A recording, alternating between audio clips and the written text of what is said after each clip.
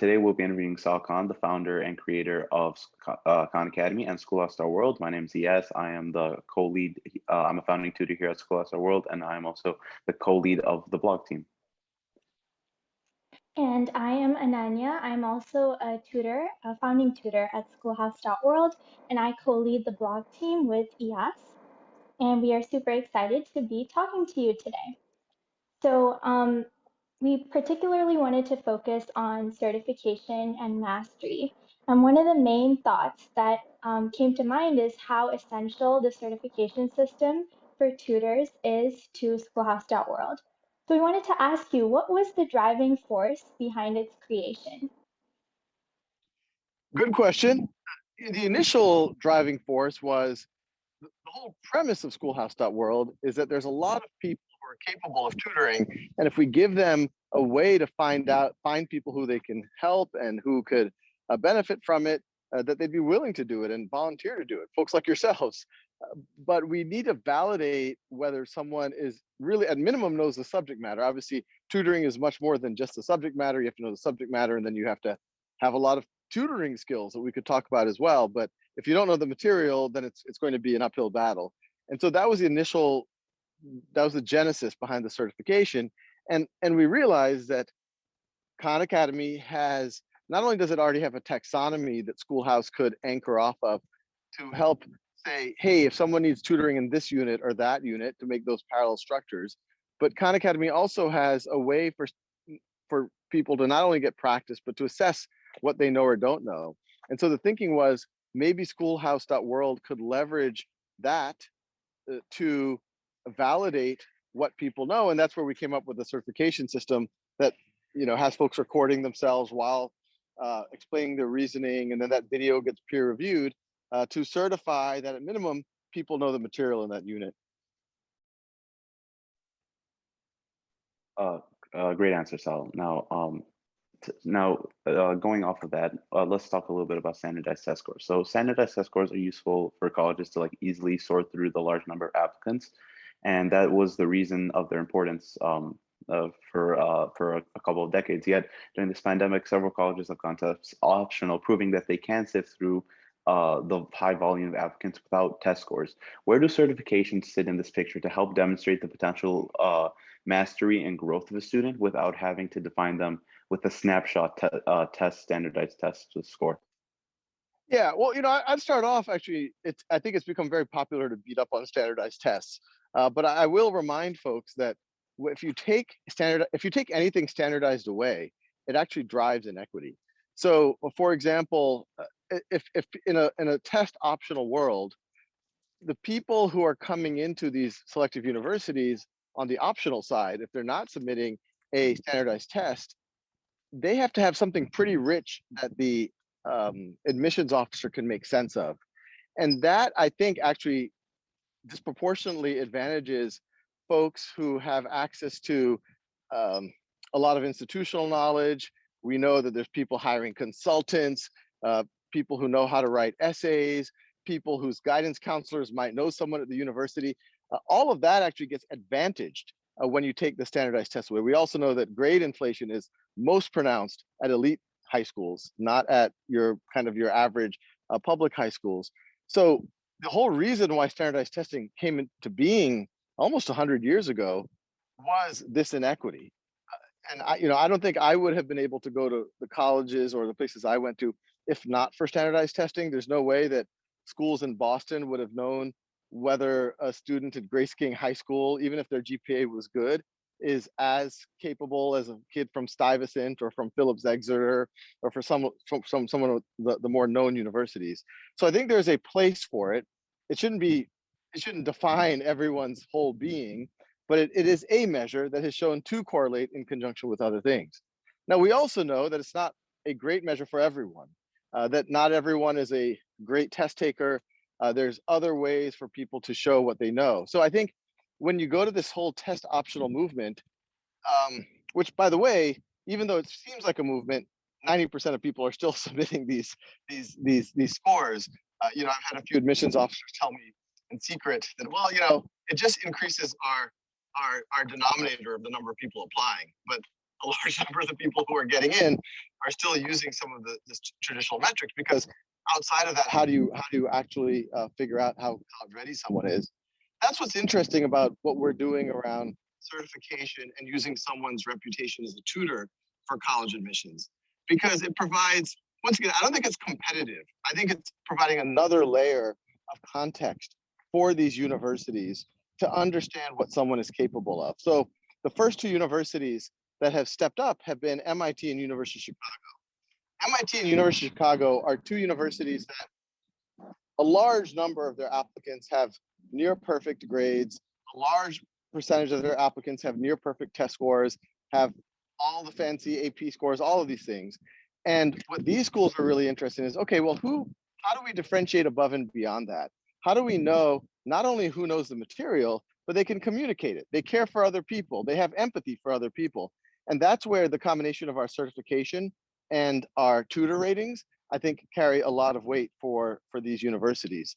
I do think it's going to be relevant for much broader swaths as well. You know, if you think about universities that want to make sure that they're finding some interesting kids, not all of whom have to be perfect at, you know, a one-shot standardized test. Once again, the standardized test has its place. It's going to have value for a lot of folks, but there's some students that if they're able to go unit by unit, certify their knowledge, and then go on to tutor that, well, that provides another standardized lens, but in some ways a more multi-dimensional standardized lens than they might have otherwise been able to have access to.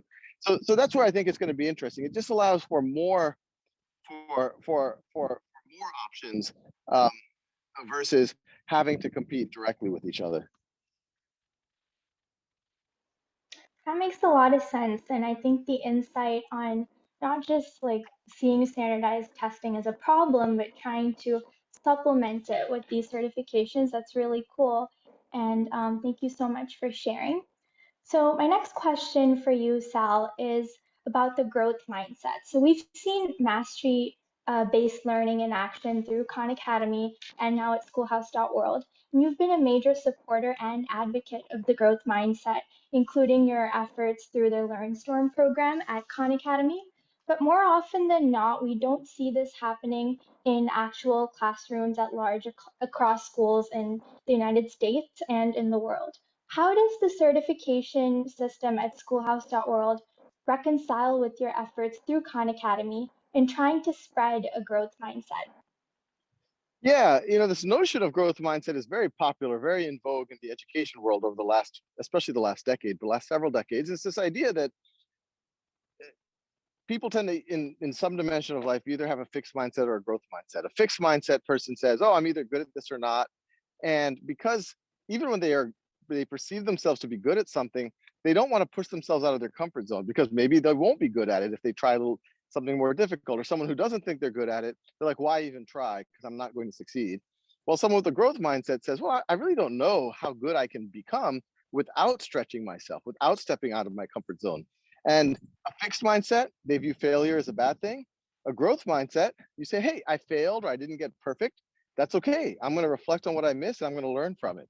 And a lot of data shows that people who are successful in any domain disproportionately, pretty much always, have a growth mindset about that domain.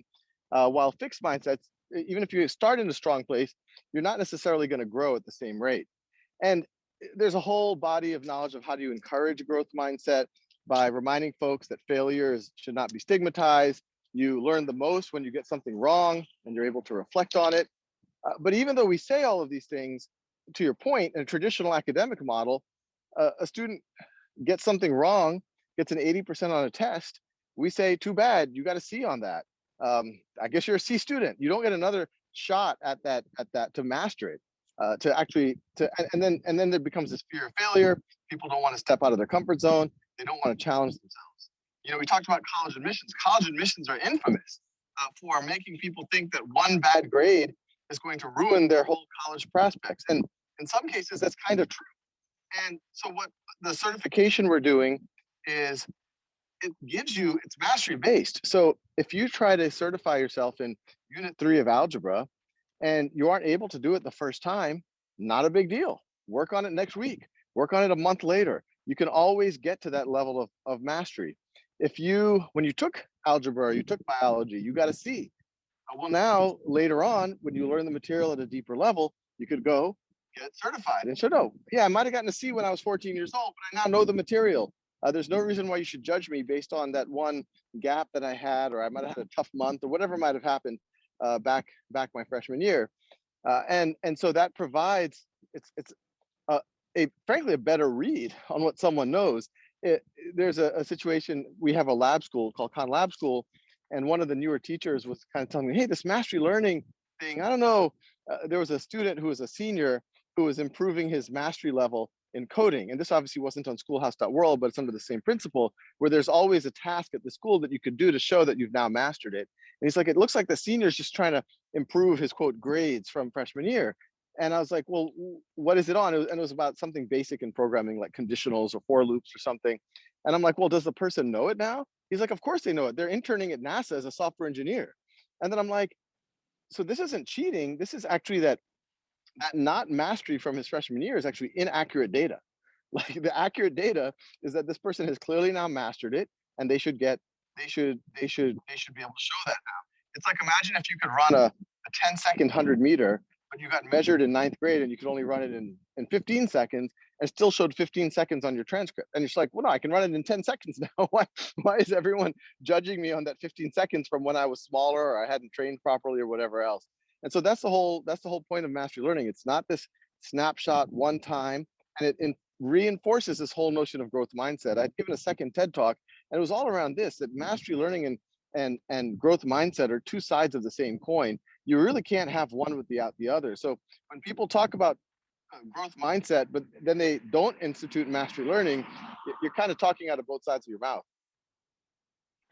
So Sal, can you talk a bit about how the certification process, I know you touched on this on the growth mindset part, but how is it a part of the learning process, not just, becoming a tutor and demonstrating mastery? And what I mean by this is, for example, if I were to take a certification on schoolhouse.world, which I have done in the past, I get, multiple shots at taking this particular test and, until I get to the spot where I want to be. And oftentimes I'm reviewing a lot of material and learning along the way. So can you just, maybe provide a few thoughts on that, how that's part of the learning process? Yeah, and I guess you could say plain vanilla mastery learning is that you could have multiple shots at a similar assessment. Obviously, it wouldn't be the same assessment. You'd have different questions, but covering the same standards. And we can do that on Khan Academy with our unit tests and our course challenges.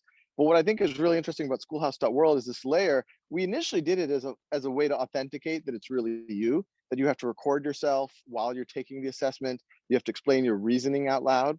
But that element of it is just as powerful as the score that you get on the assessment, because it's forcing a whole new muscle that frankly is never assessed in a traditional academic environment. Can you explain your reasoning? Are you actually able to think through it out loud? And obviously these are important things to eventually become a tutor as well. And just the whole process of being able to record yourself while doing it, it does add a layer of self-consciousness, as you know, since when you took some of these assessments. But these are all really powerful traits that we're forcing you out of your comfort zone a little bit. But once again, it is not an easy thing to do, but you get multiple shots at it. So if you do it once and you got an 80%, not a 90%, you get another shot at it. You can keep doing it. But for any colleges watching it, the students who are able to do it, it's far more impressive than just taking a test and getting a high score.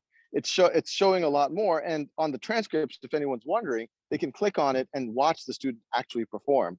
And then if that student goes on and becomes the tutor in the subject matter, I think it's a very interesting person, not just admit to your university, but to hire as an intern or give a job to. I've been going to a lot of people, a lot of hiring, and I'm like, if I could show you an incredible tutor of statistics or calculus or any subject, biology or chemistry, is that person interesting to you? And they're like, of course, because that shows that they know subject matter well, they can stick to something, they care about other people, they can communicate, they have empathy. That's everything that you would want to find in a team member, an employee, or someone on your campus. So I've told folks, tutor on school, and this is the other thing, we've gotten feedback from some tutors. I think some people did show up saying, hey, I heard this might help me get into colleges or whatever, but they learned very quickly that you can't fake it. You've got to be into tutoring. Tutoring is not an easy thing to do. So it's not one of these things that you can just put window dressing onto your resume. you've got to have passion for the subject matter. You've got to have a passion for helping people. Otherwise, it's going to be transparent and you're not going to be able to do it. Great response, Sal. Now, going off what you mentioned about employers and the transcript, what does the transcript currently contain, and how do you imagine it evolves over time? And how do you believe that this could be of value, of extreme value to future employers? And do you see the Schoolhouse.world certifications being as like an effective demonstration of mastery to employers? Today, whether it's a college admissions officer or an employer, they can scan it. They can see what students have mastery in. They can also see the number of sessions they've done, the number of super helpfuls they've gotten. They can see some curated comments that people have said about that tutor to say, hey, this is the best tutor I ever had, or the way that she explains things, it just really makes things easy or very easy to talk to, whatever it is. That already, I think, is a pretty powerful signal. What we do look forward to is continuing to work with college admissions officers and employers, recruiters, to say what signals are going to be really valuable for you. How do we make it so it's even easier for you to see it through these students? I have sat down with some recruiters and college admissions officers, and we've looked through, and even the scholarship groups, and we've looked through some of the top tutors, and they're like, these young people are amazing. These are exactly the type of, this is a gold mine for us. And so I think it's just a matter of how do we make it easier for them to see and recognize what these students are doing. So yeah, we're open to ideas. If there's easier ways of, right now we have the number of super helpfuls, but it shouldn't just be a quantity thing, although quantity does signal something. But it should be quantity plus maybe some form of average quality, or we'll have to think through how some of these things work. But I think it'll be a pretty compelling signal. And if you compare that to the alternatives, so and so got a 3.7 GPA. I don't know what to make of that. What did they take? How hard were the classes? All right, it says something. It says that they're good academically, but how well do they communicate? How easy are they to understand? How empathetic are they? You don't get any of those signals from just a pure GPA.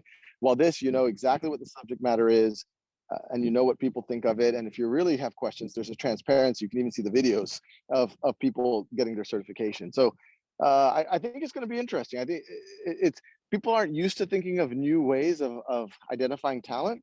But the more that I talk it through with these types of parties, the more that they're like, yeah, this makes sense. we should be doing this. That's great. Thank you so much, Sal. So the next question is, presently on schoolhouse.world, certifications are only used for math subjects from pre-algebra through calculus. But how might we add more subjects to the certification scene? Do you have any ideas on that? Any plans that you'd like to share? Yeah, it'll be an interesting exploration. I think there's other subjects that you can do some at least base level of assessment reasonably well on Khan Academy, especially in the sciences. I think we should be able to over time introduce a similar certification to what we have in math. But sciences have both, well, I think we could do that. And then in whether you're talking about math or science or in some of the humanities, I think there's other layers of certification that we could explore that uses a different mechanism. And I'm just thinking out loud here. But I could imagine a oral exam type certification where, let's say you want to certify yourself as a level 2 writer. Well, you then schedule a session. Maybe you have to be level 1 already, and we could decide how that happens.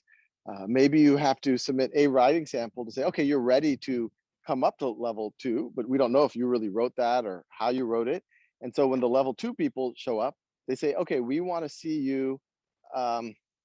Here's a prompt, write in real time, write this thing. Or maybe it doesn't have to be real time. Maybe it could be very similar to current certification, where you get a prompt in real time.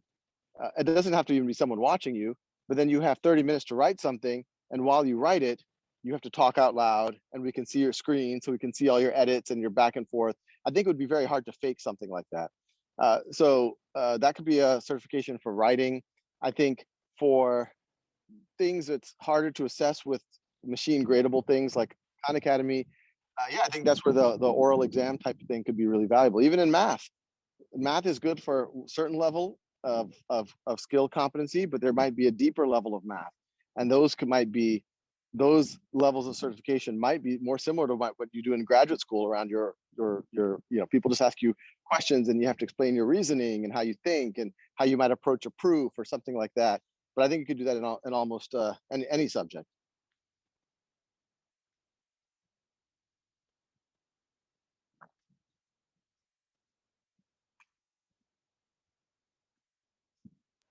Awesome.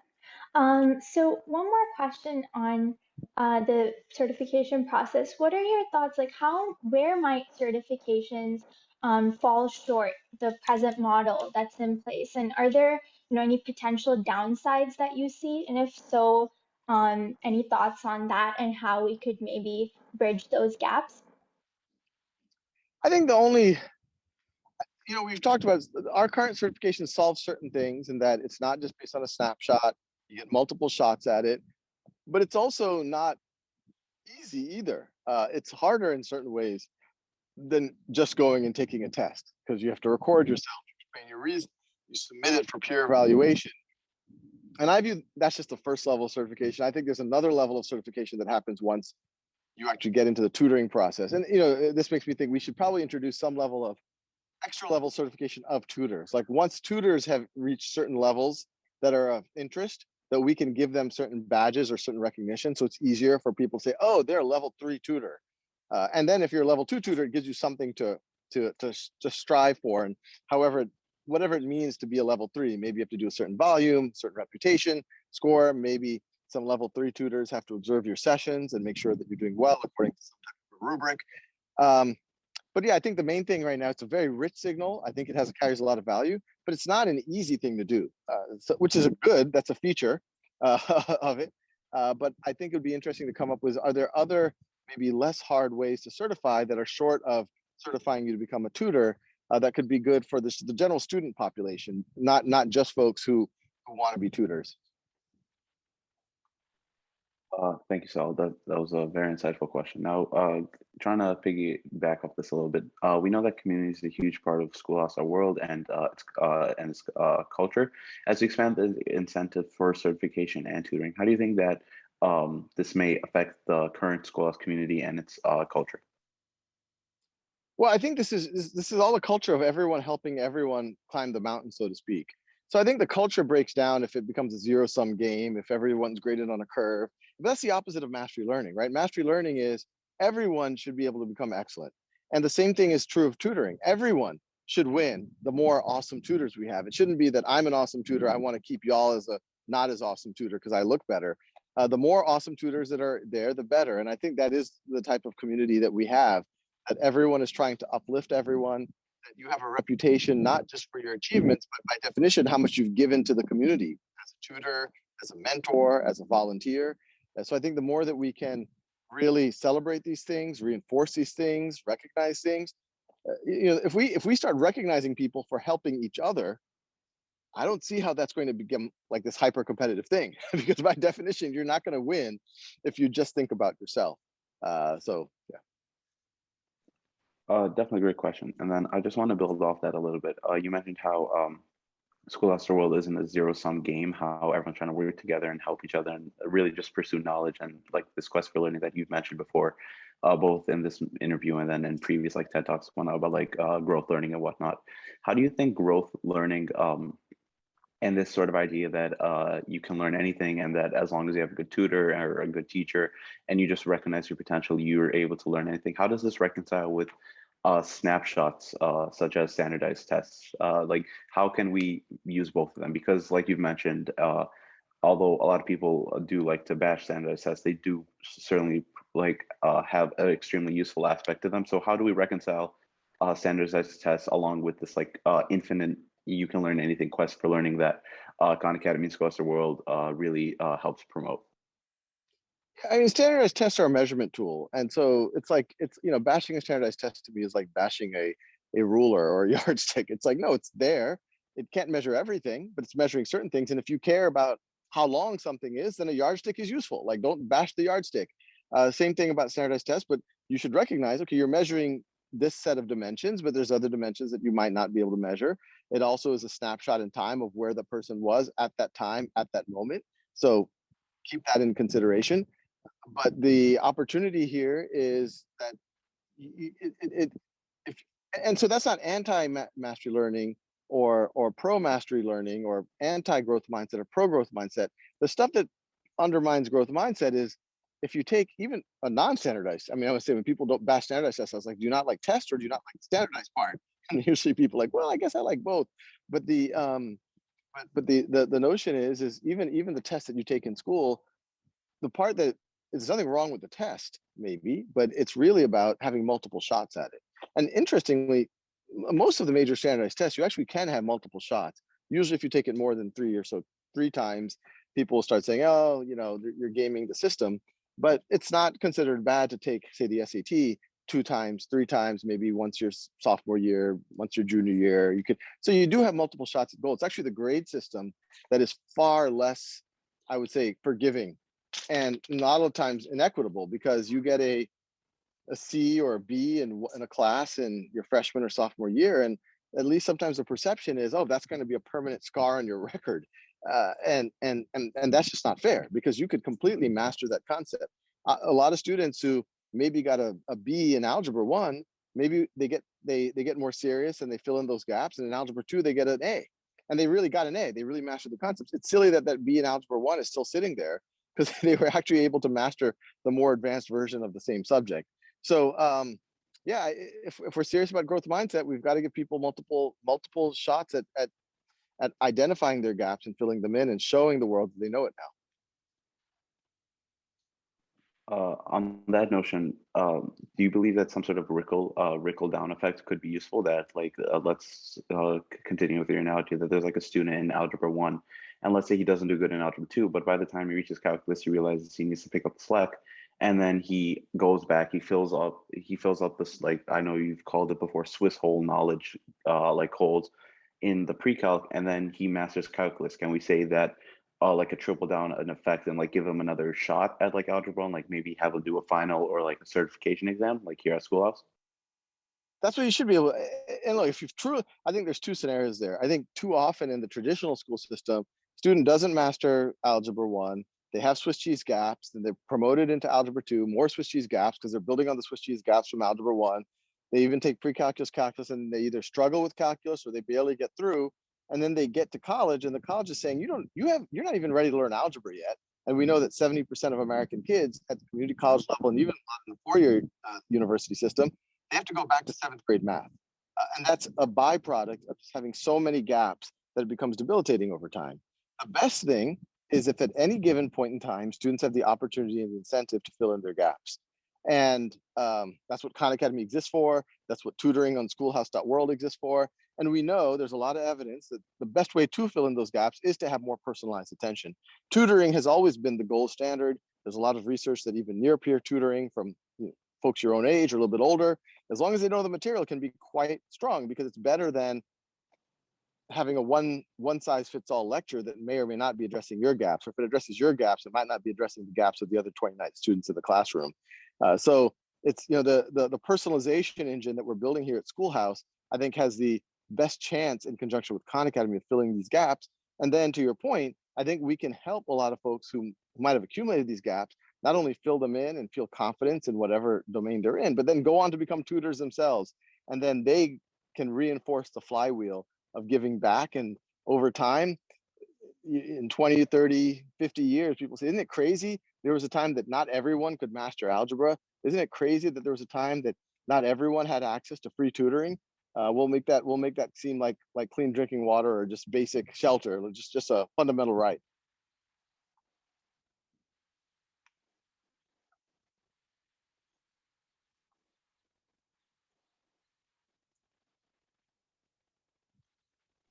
Okay, so thanks so much. Really insightful responses, and I especially did like your last response. Thank you so much for this entire interview and for your time. Great, thank you both. Enjoyed it. Thank you so much, Sal, for your time. We really Thank enjoyed you. this. Thank you. Bye-bye.